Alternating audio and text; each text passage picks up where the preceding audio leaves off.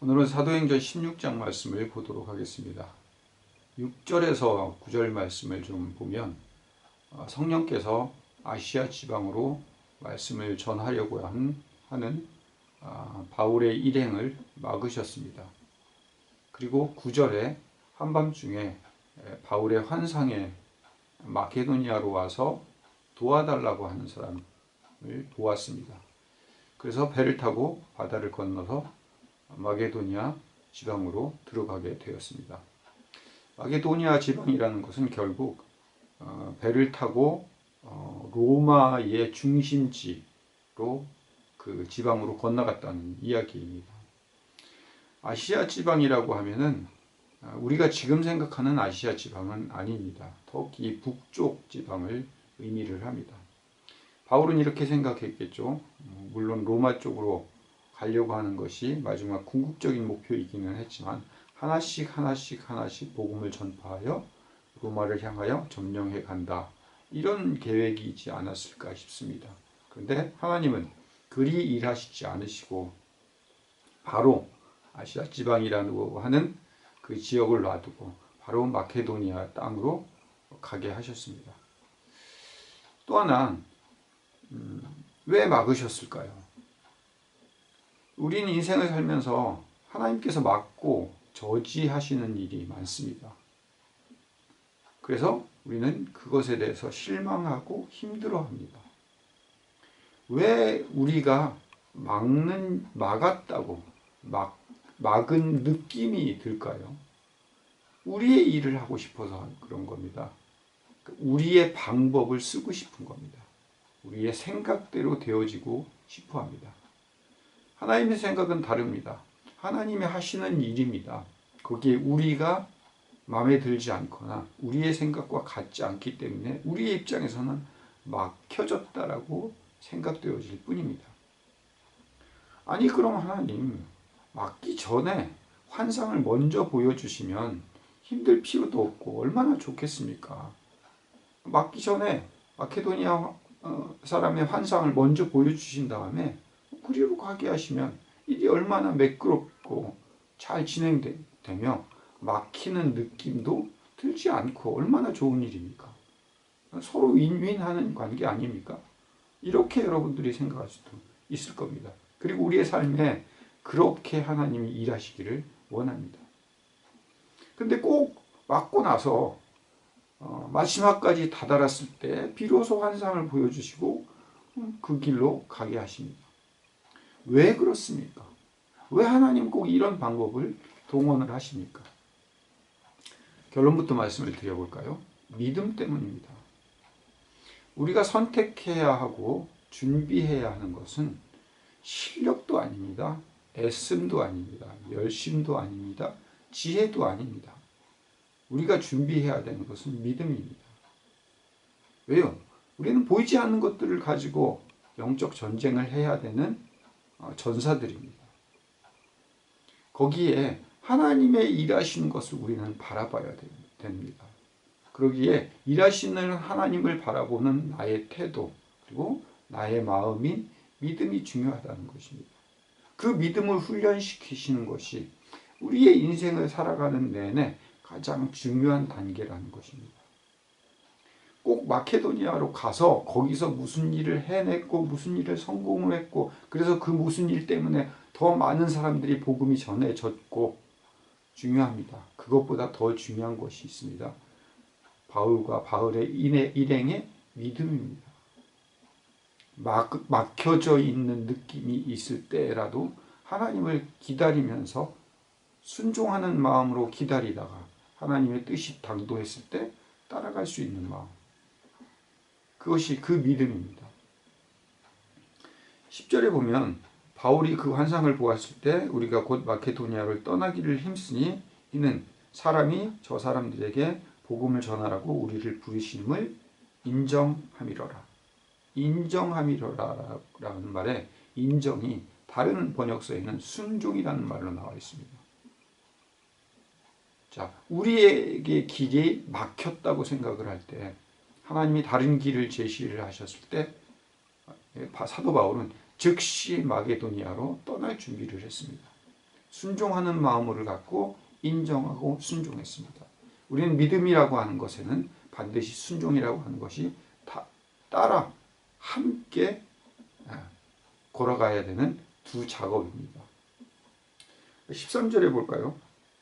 루디아를 만나게 됩니다. 가자마자 드로아 지방에서 배를 타고 마게도니아 지방으로 갔을 때 거기서 안식일에 먼저 우리가 기도할 곳이 있을까 하여 문 밖에 강가에 서서 나가 거기 앉아서 모인 여자들에게 말을 합니다. 어떤 마음으로 나아갔을까요? 특별히 우리말 성경에는 기대하는 마음으로 여자들을 찾아 나갔다라는 말을 사용합니다. 기대하는 마음은 무모함도 아닙니다. 두려워하는 마음도 아닙니다. 반가움이고 모험심입니다. 우리는 우리가 생전 경험해 보지 못한 환상대로 하나님의 뜻으로 나갔을 때 그 지역이 어떤 지역인지, 마케도니아라는 생소한 지역, 우리가 그동안에 계획하고 경험해보고 추진하려고 했었던 일들이 막혀서 순종함으로 가려고 하는 그 길이 두려움이 아니라 기대하는 마음으로 가야 된다는 겁니다. 그랬을 때 14절에 주께서 그의 마음을 루디의 마음을 열었습니다. 루디아가 하나님 앞에 준비된 자고 바울이 준비된 자이고 이런 의미보다 더 크게 하나님께서 한 사람 한 사람을 준비시켜서 바울도 사실은 미리 준비시키고 루디아도 준비시키고 하나님께서 그의 마음들을 열고 준비시켜서 하나님의 방법대로 일하는 것, 우리는 그 길을 찾아가야 된다는 겁니다. 15절에 그와 그 집이 다 세례를 받고 우리에게 청하여 이르되 만일 나를 주 믿는 자로 알거든 내 집에 들어와 유하라 하고 강권하여 머물게 하니라. 우리가 익히 알고 있듯이 루디아 여인을 준비해 놓고 인생 우리의 모든 갈 길에 막힘이라고 생각하는 거기에 하나님은 반드시 준비를 하시고 계획을 하십니다. 거기에 우리는 믿음으로 기대하는 마음으로 준비하며 기다리고 나아가야 됩니다. 거기에 하나님은 분명히 하나님께서 일하심을 우리가 경험하게 될 것입니다. 16절 보면 우리가 기도하는 곳에 가다가 점치는 귀신 들린 여종 하나를 만나니 점으로 그 주인들에게 큰 이익을 주는지라. 귀신 들린 여종이 등장합니다. 그 귀신 들린 여종은 사람들에게 점을 치는 일을 합니다. 그래서 그 수입을 주인에게 주어 주인이 돈벌이를 하는 도구로 사용을 하게 됩니다. 그 여종이 바울의 일행을 만나자마자 대신 복음을 전해줍니다. 바울과 바울의 일행에게 이 사람이 주를 제대로 알려줄 수 있는 사람이다. 구원의 길을 제시해 줄 사람이다. 라고 쫓아다니면서 얘기를 합니다. 그리고 사도 바울은 그 여종에게서 귀신을 내어 쫓습니다. 자, 그 여종은 반가운 일입니다. 하지만 그 여종을 소유했던 주인은 더 이상 돈벌이를 할 수가 없습니다. 귀신이 들어가 있어야지만이 사람들의 일들을 맞추고 사람들을 조종할 수 있는데 그 귀신이 없어졌기 때문에 그 주인은 더 이상 돈벌이를 할 수가 없게 됐습니다. 그래서 바울과 실라를 신고해서 잡아 가두게 됩니다. 그리고 20절에 이런 말이 나옵니다. 상관들 앞에 데리고 나가서 말하되 이 사람들이 유대인인데 우리 성을 심히 요란케 한다고 이야기를 하고 있습니다. 그리고 21절에 로마 사람인 우리가 받지도 못하고 행하지도 못할 풍속을 전한다고 이야기합니다. 왜 받지도 못하고 행하지도 실천할 수도 없는 풍습이라고 합니까? 아주 정확한 표현을 하고 있습니다. 십자가와 회개를 받아들일 수 없습니다. 도저히. 죽어야지만 된다는 것 어떻게 받아들일 수가 있겠습니까? 거듭남을 실천할 수도 없습니다. 인간이 어떤 노력과 어떤 애씀과 어떤 성실함으로도 거듭남을 실천할 수는 없습니다. 하나님의 은혜만이 그것들이 받아들이고 실천되어질 수밖에 없는 일입니다. 노력해서 되는 일이 아니기 때문에 그렇습니다. 그래서 우리 로마 사람들은 실천할 수 있는 이 풍습에 대해서 거절해야 되고, 이것들이 우리의 성을 심히 요란케 하는 원인이 된다고 합니다. 그래서 많은 사람들이 모여 이들을 치고 감옥에 가두게 되었습니다. 또 하나는 이 주인이 왜 그렇게 화가 냈을까요? 그것은 바로 돈과 연결이 되어 있습니다. 돈벌이의 소망이 사라진 것입니다. 도시를 혼란스럽게 하는 일이 무엇이죠? 보이지 않는 질서, 돈이라고 하는, 경제라고 하는 이 질서가 파괴된 겁니다.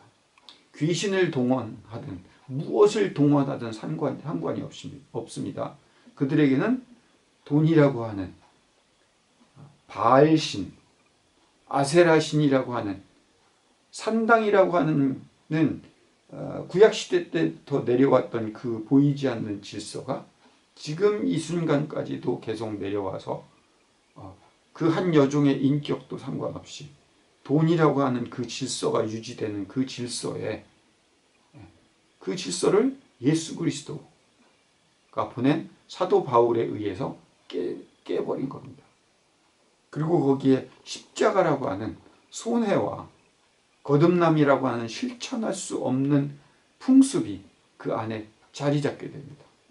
그러기에 그들은 분노할 수밖에 없습니다. 우리 인생을 살아나가면서 우리는 종종 분노합니다. 어떤 것에 분노할까요? 십자가와 회개를 받아들일 수 없음에 분노해 보셨습니까? 거듭남에 대해서 분노해 보셨습니까? 우린 그렇지 않습니다.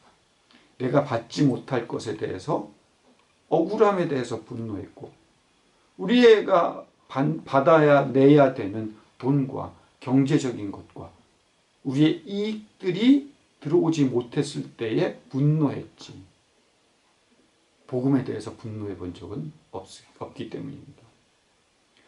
잘 아셔야 됩니다.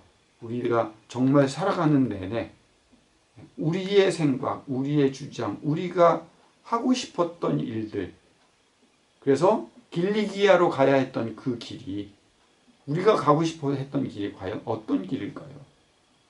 혹시 돈벌이에 우리가 가지고 있는 이익에 만족하기 위한 길이 아닌지요? 거기 하나님은 그것을 막으시고 하나님의 길로 우리를 인도하시고 준비하시고 가게 하십니다. 그것이 16장의 내용입니다. 기도하겠습니다.